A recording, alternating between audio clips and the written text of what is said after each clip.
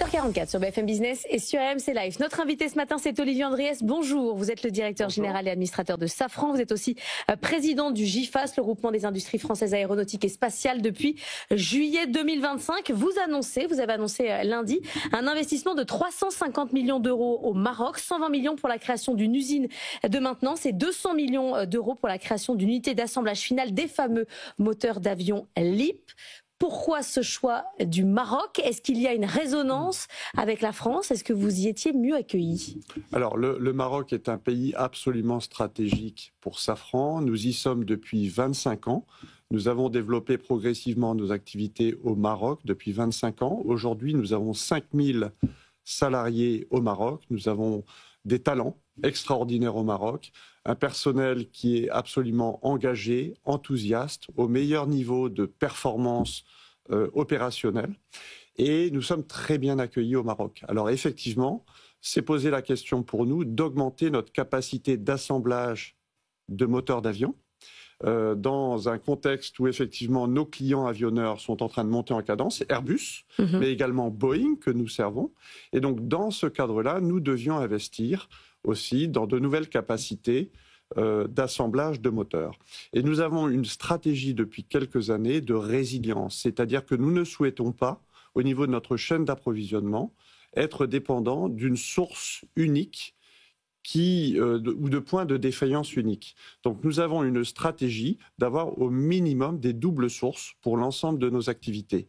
On l'a fait dans le domaine des nacelles d'avion, où nous avons 2 sites qui fabriquent les nacelles d'avions des Airbus A320 Neo. Nous avons le site du Havre en France et nous avons le site de Casablanca au Maroc qui est monté en puissance très fort et qui a une performance extraordinaire. Et donc, nous avons décidé de faire la même chose sur l'assemblage des moteurs.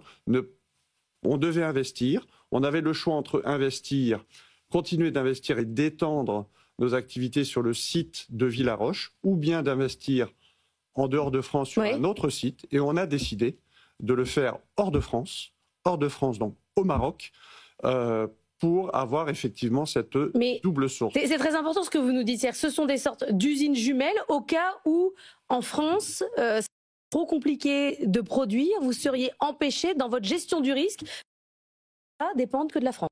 Gestion du risque, nous avons pris une décision au niveau mondial sur l'ensemble de notre chaîne d'approvisionnement, et c'est vrai également de nos activités, de ne pas confronter à des aléas un peu hors de notre contrôle qui nous amèneraient à nous empêcher de livrer à nos clients. Et de quoi vous avez peur en France? C'est quoi l'aléa en France? C'est une politique générale. C'est une politique générale qui s'applique également à la France. Alors le Maroc était un choix évident parce que le Maroc est un pays qui est plein de talents, qui est en pleine dynamique. Sous l'impulsion du roi, il y a une vraie dynamique industrielle. Il y a des infrastructures qui sont très modernes.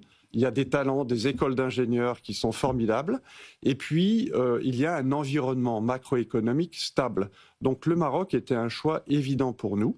Nous avons 5000 personnes aujourd'hui. Nous allons encore recruter 2000 personnes dans les 5 ans qui viennent au Maroc. L'accueil, c'est très important pour vous. Mais oui, vous aviez fait la une quand vous aviez parlé des mairies écolos dans lesquelles vous ne vouliez pas vous implanter, justement parce que vous étiez en partie mal accueillis. C'est fondamental, c'est-à-dire qu'il faut une véritable politique d'attractivité. Ça fonctionne pour vous faire venir et que vous faites des choix clairement en lien avec ça. On fait des choix en fonction des conditions d'accueil, effectivement, des talents, des infrastructures, etc. Donc c'est un choix global qui est totalement objectif, évidemment, et qui nous amène régulièrement à investir en France, comme on a pris ces décisions il y a encore quelque temps, notamment pour la 4e usine de frein carbone que nous avons décidé de faire. Vous investissez toujours en France, bien sûr, mais nous prenons aussi des décisions d'investir hors de France. Alors aujourd'hui, dans la politique globale d'accueil de la France, il y a 10 milliards d'impôts supplémentaires selon le MEDEF qui vont arriver dans le budget 2026. Un obus dans le pied selon Patrick Martin.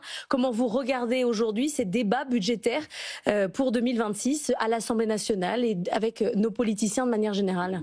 Alors globalement, on a tendance à oublier en France, qu'avant de redistribuer la valeur, il s'agit d'abord de la créer. Et donc il y a un véritable objectif qu'un certain nombre de pays dans le monde, d'ailleurs la plupart des pays dans le monde ont parfaitement compris, qui est d'avoir une politique accueillante vis-à-vis des investisseurs qui créent de la valeur. Et donc il ne faut jamais l'oublier, parce qu'avant, encore une fois, de redistribuer, il faut d'abord veiller à avoir une politique qui consiste à favoriser la création de valeur. Et la France a tendance un peu ces derniers temps à oublier ça et à vivre un peu dans une bulle. Donc c'est un peu triste à voir d'avoir un personnel politique qui est plus préoccupé de sa survie à court terme que de l'intérêt profond du pays. Mais concrètement, pour une entreprise comme Safran, quand on rogne sur l'apprentissage, quand on remet un petit coup de taxe, un petit coup de surtaxe d'IS, quand on revient sur les baisses des aides entre guillemets aux entreprises, qu'est-ce que ça a comme conséquence directement pour vous? Ça impacte négativement l'attractivité de la France pour un investisseur, qu'il soit non français ou qu'il soit français. Sur la politique commerciale, Donald Trump a redit « Nous sommes en guerre commerciale », l'a redit cette nuit. Vous êtes plutôt préservé parce que vous êtes dans l'aéronautique et donc vous n'êtes pas directement touché par les droits de douane au quotidien. Qu'est-ce que ça change quand même dans votre activité aujourd'hui? Alors les tarifs et l'arrivée des tarifs nous amènent effectivement à revoir complètement l'organisation de nos flux de pièces et de marchandises à travers le monde et de les optimiser.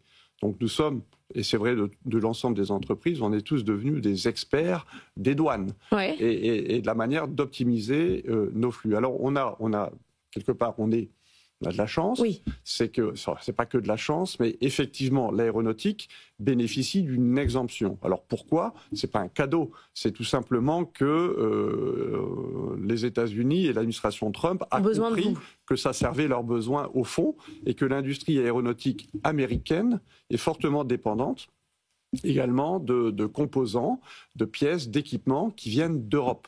Donc les flux transatlantiques dans l'aéronautique sont très importants, sont significatifs, et l'intérêt bien compris de l'industrie nord-américaine aéronautique et l'industrie européenne et aéronautique était de conserver cet accord qui date de 1979, d'éviter des droits de douane entre l'Union européenne et... Mais qu'est-ce que vous avez réorganisé du coup? Quand vous dites on a réorganisé les flux, qu'est-ce que ça a changé? Par exemple, typiquement, dans certains cas, nos pièces fabriquées dans un pays donné, à destination d'une compagnie aérienne hors des États-Unis, dans un autre pays, passaient de temps en temps par les États-Unis avant d'être redispatchées auprès des compagnies aériennes. Donc, par exemple, nous envoyons des pièces de rechange vers les États-Unis pour qu'ensuite ce soit dispatché sur l'ensemble du continent nord-américain ou sud-américain. Et donc là, on se dit, c'est pas la peine de passer par les États-Unis pour ce genre de logistique. Autant envoyer les pièces directement. Dans une demi-heure, on recevra Voltaero. Ils essayent de réfléchir à l'avenir de l'aérien. Ils veulent créer un avion électrique notamment. Il y avait des tests qui étaient prévus. Ils voulaient doter leurs avions des futurs moteurs hybrides de chez vous, Safran. Ils sont en redressement judiciaire à cause notamment de leur actionnaire. Il nous expliquera ça tout à l'heure. Le patron de Voltaero, il dit « Les industriels français ne nous suivent pas. On n'aime pas l'industrie en France. » Il est un peu dans un compte à rebours très important. Il a 2 mois pour trouver 2 millions d'euros. Qu'est-ce que vous lui dites? Est-ce que ça vous touche? Est-ce que vous avez envie d'investir dans ce type de projet? Alors bien sûr, ça nous touche. Nous avons des contacts avec Voltaero. Il y a beaucoup de projets dans le domaine de ce qu'on appelle les nouvelles mobilités aériennes. Il y a des centaines de projets de par le monde. Donc dans cette multitude de projets, il y a des projets qui iront jusqu'au bout et qui réussiront, et d'autres projets qui, malheureusement, n'iront pas jusqu'au bout.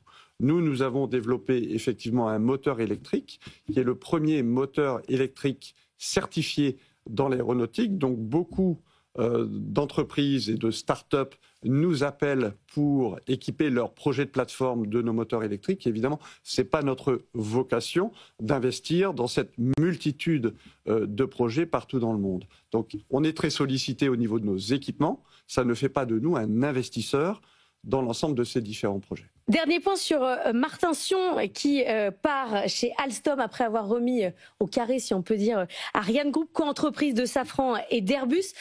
C'est quoi le bilan de Martin Sion chez Ariane Group? C'est un très bon bilan. Martin est une personne qui est arrivée chez Ariane Group il y a 2 ans, maintenant, plus de 2 ans, dans un moment qui était difficile. Il fallait réussir le premier vol d'Ariane 6 qui a été fait Très attendu, en 2024, c'était l'an passé, donc premier vol réussi, puis 2 vols commerciaux qui ont été réussis. Donc Martin a un très bon bilan sur Ariane Group. C'est une personne qui avait une connaissance profonde de l'industrie spatiale. Il avait, comme on dit, un background important dans ce domaine. Il a effectivement été formé à l'école Safran Management. Le fait qu'on exporte certains de nos cadres est plutôt... Ça arrive assez souvent. Une bonne reconnaissance de la formation qu'on peut avoir chez Safran. Vous avez un nom de successeur ou pas aujourd'hui? On y travaille avec Airbus, c'est une question d'actualité. De chez Safran, peut-être, puisque vous êtes... Chez Safran et Airbus, puisque c'est une filiale commune entre Airbus et Safran, c'est une décision que nous allons prendre conjointement avec Guillaume Faury, le président directeur général d'Airbus. Merci beaucoup, Olivier Andriès, d'être venu ce matin dans la matinale de l'économie.